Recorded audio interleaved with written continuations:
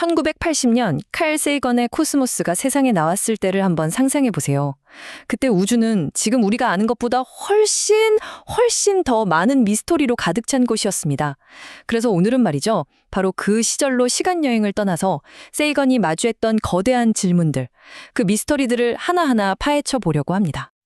와, 시작부터 정말 엄청나지 않나요? 블랙홀 안이 어떤지 궁금하세요? 그냥 주위를 둘러보세요. 아니, 1980년에 어떻게 이런 생각을 할 수 있었을까요? 우리 우주 전체가 사실은 하나의 거대한 블랙홀 속일 수도 있다는 상상? 정말 대담하죠? 바로 이런 상상력이 오늘 우리가 탐험할 미스터리의 출발점입니다. 사실 코스모스는 그냥 책 한 권이 아니었어요. 뭐랄까, 전 세계 수많은 사람들을 밤하늘의 펜으로 만들어버린 하나의 거대한 사건이었죠. 다들 하늘을 보면서 저건 뭘까? 하고 질문을 던지기 시작했으니까요.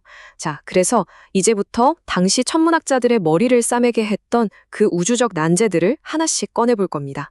그리고 한 40년이 지난 지금 과연 우리는 그 답을 찾았는지 한번 추적해보자고요. 자, 준비되셨나요? 첫 번째 우주 탐정 사건 파일, 바로 퀘이사입니다. 이건 진짜 1980년대 천문학계의 가장 뜨거운 감자, 최대 미스터리 중 하나였어요. 이 퀘이사라는 게 정말 말이 안 되는 존재였어요. 한번 생각해 보세요. 수십억 광년 떨어져 있어요. 정말 상상도 할 수 없을 만큼 멀리 있는데 보이는 밝기는 우리 은하 전체를 합친 것보다도 더 밝은 거예요. 이게 말이 되나요? 당시 과학자들한테는 이게 진짜 골칫덩어리였죠. 물리 법칙을 그냥 무시하는 것 같았으니까요. 도저히 설명할 방법이 없었던 겁니다. 바로 이 지점에서 우리는 과학의 진짜 맨 얼굴을 볼 수 있습니다. 교과서처럼 딱 정답이 나오는 게 아니에요. 당시 과학자들은 이 퀘이사를 설명하려고 무려 6개나 되는 가설을 내놓고 정말 치열하게 싸웠습니다. 이거다, 아니 저거다 하면서요. 이게 바로 진짜 과학이거든요. 하나의 미스터리를 앞에 두고 수많은 아이디어들이 막 부딪히고 깨지고 검증되면서 조금씩 진실을 향해 나아가는 과정, 정말 역동적이죠. 그리고 지금 우리는 그 답을 압니다. 수많은 논쟁 끝에 밝혀진 퀘이사의 정체는 바로 초거대 블랙홀이었습니다. 근데 여기서 중요한 건 블랙홀 자체가 빛을 내는 게 아니라는 점이에요. 블랙홀은 빛조차 삼키잖아요.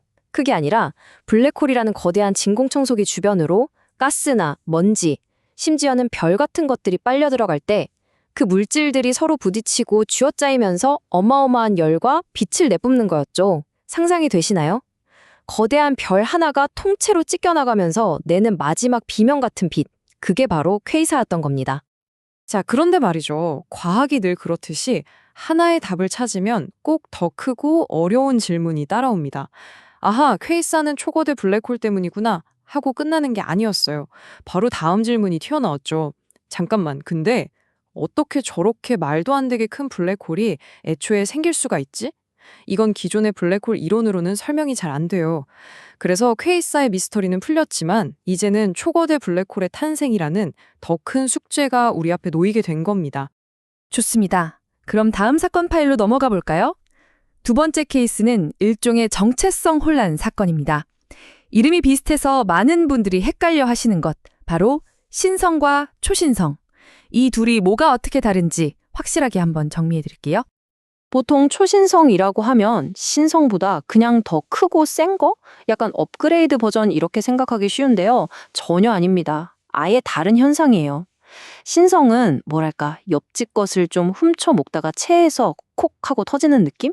두 개의 별이 같이 돌고 있는데 하나가 다른 별의 가스를 훔쳐오다가 자기 표면에서 작은 폭발을 일으키는 거예요. 별 자체는 멀쩡히 살아남고요. 근데 초신성은요, 차원이 다릅니다. 이건 별 하나가 자기 삶을 마감하면서 벌이는 장렬한 최후예요. 내부 핵이 무너지면서 별 전체가 말 그대로 산산조각 나는 우주에서 가장 거대한 폭발이죠. 그러니까 이름만 비슷할 뿐 하나는 소화불량, 다른 하나는 장례식인 셈입니다. 완전 다르죠?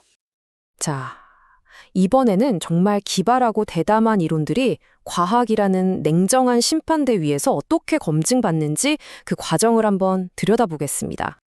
이런 상상 한번 해보셨나요? 우리 태양계가 사실 은하수 안에서 거대한 회전목마를 타고 있다는 거예요. 한 바퀴 도는데 약 2억 5천만 년이 걸리는데 돌다 보면 별들이 빽빽하게 모여있는 나선팔이라는 곳을 지나가게 됩니다. 한때 과학자들은 바로 이때 이 혼잡한 구간을 지날 때 중력이 흔들리면서 소행성들이 우리 쪽으로 날아오고 이게 지구의 대멸종을 일으켰을 거라는 가설을 세웠어요. 심지어 계산해 보니까 공룡 멸종 시기랑 이 주기가 얼추 맞아떨어진다는 주장까지 나왔었죠. 정말 흥미롭지 않나요?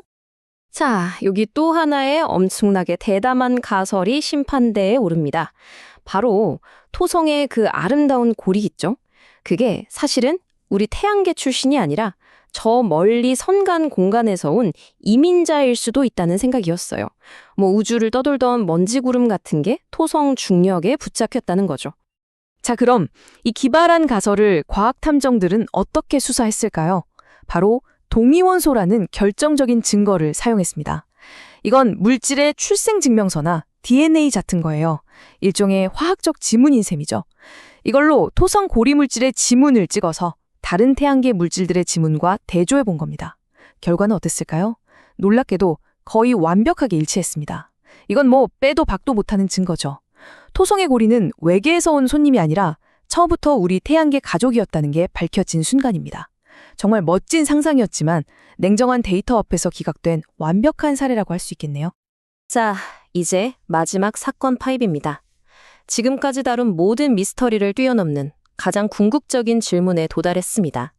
그건 바로 이 우주는 과연 어떻게 끝을 맺게 될 것인가 하는 문제입니다. 1980년대 당시 우주론자들은 크게 세 가지 엔딩을 놓고 고민했습니다.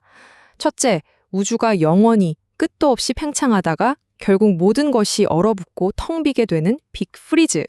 둘째, 모든 에너지가 골고루 퍼져서 더 이상 아무런 변화도 사건도 일어나지 않는 열적 죽음. 그리고 마지막으로 팽창을 멈추고 다시 중력에 이끌려 한 점으로 쪼그라드는 빅크런치가 있었습니다. 이 세 가지 시나리오 중에서 가장 드라마틱하고 상상력을 자극하는 건 단연 빅크런치였어요. 왜냐고요? 만약 우주가 한 점으로 다시 붕괴한다면 어쩌면 거기서 다시 빅뱅이 일어날 수도 있지 않을까요? 그러니까 우주가 숨을 쉬는 것처럼 팽창했다가 수축하기를 영원히 반복한다는 진동 우주라는 엄청난 아이디어로 이어지는 거죠. 빅뱅 이전에는 뭐가 있었나? 라는 질문에 대한 가장 그럴듯한 답이 될 수도 있었고요. 여기서부터는 정말 상상력의 끝판왕입니다. 자, 만약에 우주가 정말로 붕괴했다가 다시 태어나는 걸 반복한다면 혹시 새로 태어날 때마다 우주의 기본 설정값이 리셋되는 건 아닐까요? 마치 게임을 새로 시작할 때 캐릭터 능력치를 랜덤으로 돌리는 것처럼요. 중력의 세기, 빛의 속도 같은 이 우주를 지배하는 근본적인 물리 법칙들이 매번 다르게 정해지는 겁니다. 와, 그렇다면 우리가 다음에 태어날 우주는 지금과는 전혀 다른, 우리가 아예 이해조차 할 수 없는 그런 곳일지도 모른다는 얘기가 되죠. 결국 세이건의 시대부터 지금까지 변하지 않는 진실이 하나 있습니다. 과학은 냉정한 증명만큼이나 때로는 이렇게 대담하고 와일드한 상상력을 먹고 자란다는 거죠. 아인슈타인이 빛을 타고 여행하는 상상을 하지 않았다면 상대성 이론이 나왔을까요? 때로는 가장 엉뚱해 보이는 상상이 가장 위대한 발견의 씨앗이 되기도 합니다. 그리고 무엇보다 그 상상을 하는 과정 자체가 정말 즐겁잖아요. 오늘 준비한 이야기는 여기까지입니다.